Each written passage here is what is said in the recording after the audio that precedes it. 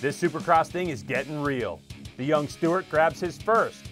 We have the Webb-Bowers battle in the 250 West. Roczen makes his first big mistake of 15. Canard grabs his first since 11, and we chat with him. Arenacross happened over the weekend. We talked to Friday night's winner, Jacob Hayes. KTM RC Cup info is out. We've got the scoop. ATV MX goes Supercross. All that and more only on the Racer X Show.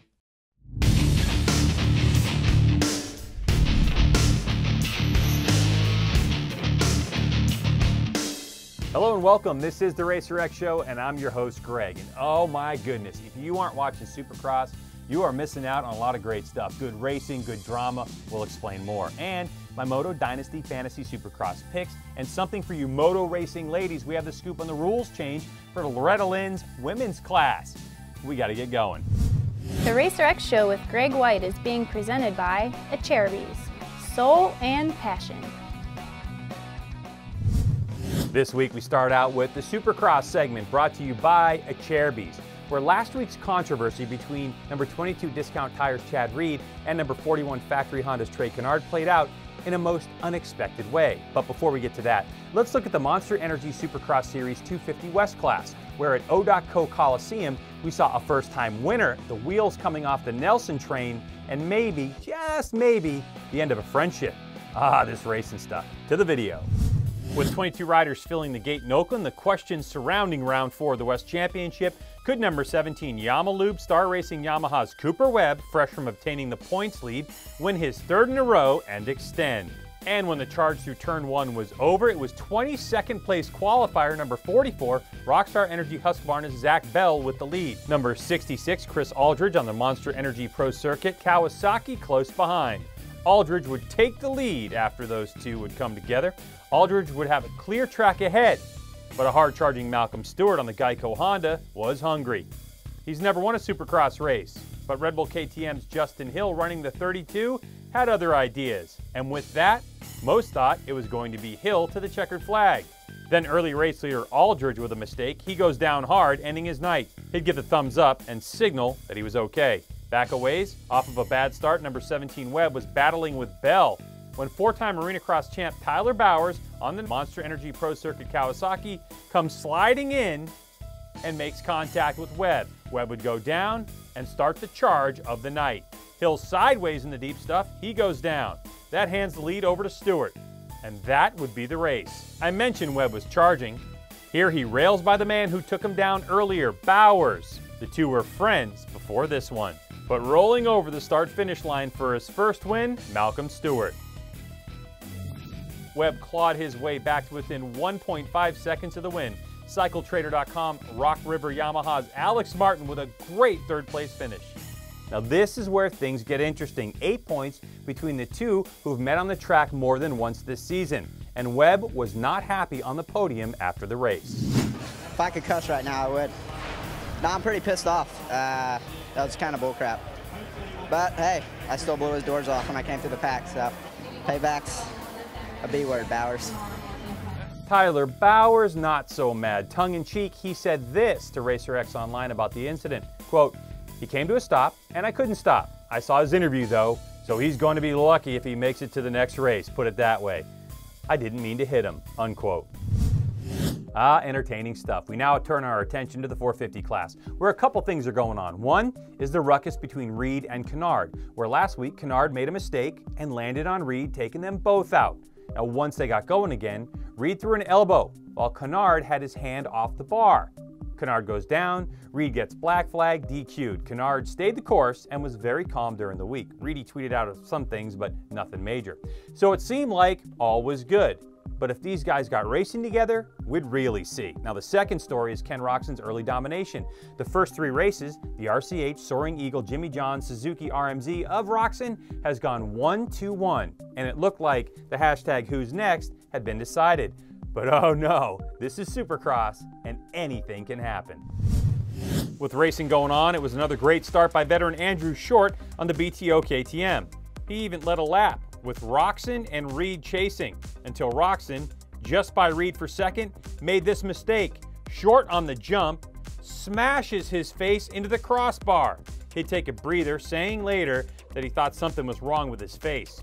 Seeing Roczen out, Kawasaki mounted Reed could smell blood. Here, making quick work of Short for the lead. The crowd went nuts, but the fastest qualifier of the day was charging and going after Reed. Factory Honda's Trey Canard. Everyone holding their breath to see what would happen. Canard happened. Plenty of room, clean pass. Last week, history. With Reed in a comfortable second over Red Bull KTM's Ryan Dungey, he started to make some mistakes, like this. But for Trey Canard, who had not won since 2001, it was smooth sailing for the win. A huge win for Canard and all the Factory Honda team. Torrance was hopping on Monday, I guarantee you that. Oh, by the way, Canard's fastest lap was over half a second faster than anyone else's time. He just poured it on all race. With Roczen's brain fart, his quote, "Dungey now has the lead." It's the first points lead change of the year. I would expect more to come. And with that win, let's welcome Trey Canard to the Racer X show, man. Welcome, Trey. And before we get going, confession, I picked you to win in my Moto Dynasty fantasy game, so congrats on the win and thank you. Okay. Yeah, a couple people have said that to me at the beginning of this year, and they're like, just don't let me down this week. So, and then those same people were like, I didn't pick you this week, so I kind of want to tell them, just don't ever pick me. I did, and I'm glad I did. Because this win was so big, you've been working hard, Honda has a lot of faith in you, and it's your first win since 2011, which begs the question, what was going on in your mind on the last lap of that race? Don't crash, don't crash, which is the worst thing to think, man. I've made so many mistakes the last lap. I was really nervous, but man, it was surreal. I really didn't think that I was going to win that race, especially after the start, and had some bumping around with some guys the first lap, and just really didn't think that I had it, but just kind of put my head down, and before I knew I was in the lead, and man, it was a great night. Now, the win comes off of a high-profile weekend starring you and Chad Reed. Was anything different heading into Oakland? Did it spark a fire?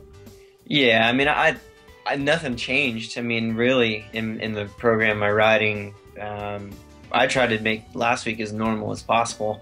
You know, I deleted my Instagram and just, you know, tried to get away from all the drama that was associated with it, and you know, try not to think about it really, and just try to keep doing what I was doing. I thought I was riding well before that, and I don't know, things just clicked this weekend. I think it was just kind of random that both Chad and I were on the podium. So, and it seemed like you guys are all good, are you? Yeah, no, everything was cool.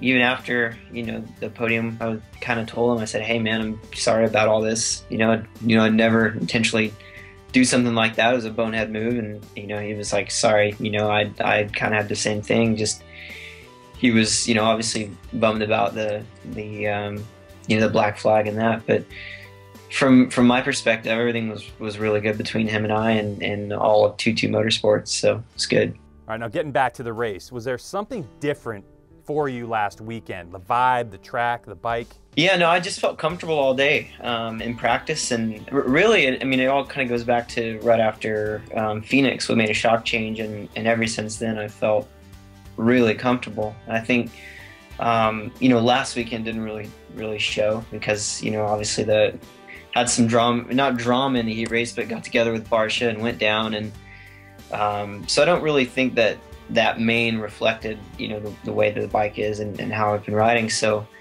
I think it was just, you know, a day that went right for us, and you know, hopefully we have many of those to come. Well, thanks for joining us on the Racer X show, and we look forward to seeing more of you this season. Yeah, thanks, man. Good luck with your pats. I mentioned to Trey, I picked him in the Moto Dynasty Fantasy Supercross. The left is mine, the right, the actual finishing order. In the 250s, I finished mid-pack. Who would have thought Stewart? Oh well, 361 on that one. As for the 450s, of course I nailed the winner, Trey Canard. The rest of them, so-so. I did pick a heat winner though, so that got me an extra 15 points. Total 403, much better. You can join and play anytime this season. MotoDynasty.racerxonline.com has it all for you. I'll show you my picks on Twitter Saturday.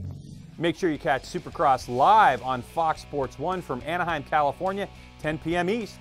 Hashtag is Who's Next on all of your social media stuff. Take some pics. They might even show you on TV. And that's our Supercross segment presented by Acherbys. Now it's on to the AMSOIL Arenacross series featuring Ricky Carmichael's Road to Supercross. Round 3 stopped at Colorado Springs, Colorado with 2 nights of racing. Friday night's overall winner was Babbitt Monster Energy AMSOIL Kawasaki's Jacob Hayes. And instead of me telling you all about it, let's hear from the 21-year-old from North Carolina. Welcome to the show, Jacob. It's good to have you. How are you? Yeah, it's good to be here. Jacob, you were number 2 behind Tyler Bowers, who moved on to Supercross. You're the next man up, and right now you sit second in points behind your teammate Matt Gerke, but the gap closed after this weekend in Colorado. Tell us about the weekend of racing, starting with the Friday night mains. Friday night, got a sweet hole shot the first main event, and pretty much rocketed it out to the lead. You know, I had a really good line through the whoops and through the rhythm section that not too many people were hitting all weekend. It was a big triple on, and with the altitude, it was kind of tough to get. But I knew if I got out front to the hole shot, I could get it done, and I had my lines picked out. So I got off to a great start and pulled a big lead, and then the turn before the finish line, we got held up really bad. So Gavin Faith got on the inside of me and took the win from me. Kind of sucked to lead all 14 laps and then not lead the last one. So that was a bummer, but refocused, got ready for the second main event, and got off to a 4th place start, past my teammate Matt Gorky and Steven Mages. Took over the lead and just rode a good race from there. You know, Arenacross this year is really stacked. The competition is just unbelievable, and everyone's going for it. You know, like you said, Tyler Bowers isn't in there, so I think everyone's trying to fill his shoes, and everyone's dicing it up, which is good, you know. And I got away with the overall win, second of the year, so I'm excited. Hey, congrats on the overall. Now, fast forward to Saturday night. Saturday, I got off the first main event to a 10th place start in the first one and worked my way to 5th. It's crazy back there. It's somewhere you don't want to be at all, but you know, it's going to happen. You can't expect racing to be perfect and get off to the hole shot every time. So worked my way through the pack. I was really happy with how I maneuvered everybody and got through, you know, made some good aggressive passes and found myself 5th place at the finish line. And, you know, not where I want to be, but, you know, sometimes you got to take what you can get. And then the second main event, I got off to another rough start. I think I started 5th and worked my way through, and actually on the second lap found myself battling with Bobby Canary and Kyle Regal for the lead.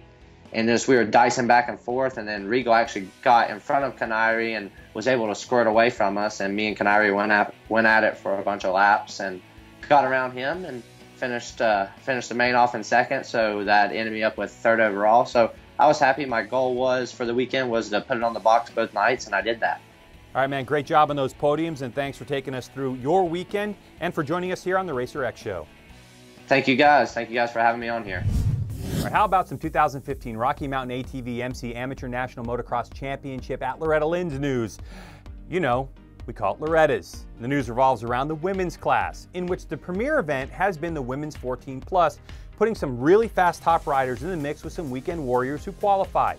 So MX Sports has decided to break it up and has now added the All-Star 16+ class. Now that class is for the following racers. If you're a WMX license holder in 2014, if you've finished in the top 10 at Loretta's in 2014, or you're classified as an A rider in the AMA. Now, if you meet those requirements and are 16 years of age as of January 1st, that's the class you're going to race, All-Star 16+. For all other competitors, the Women's 14+ is your event.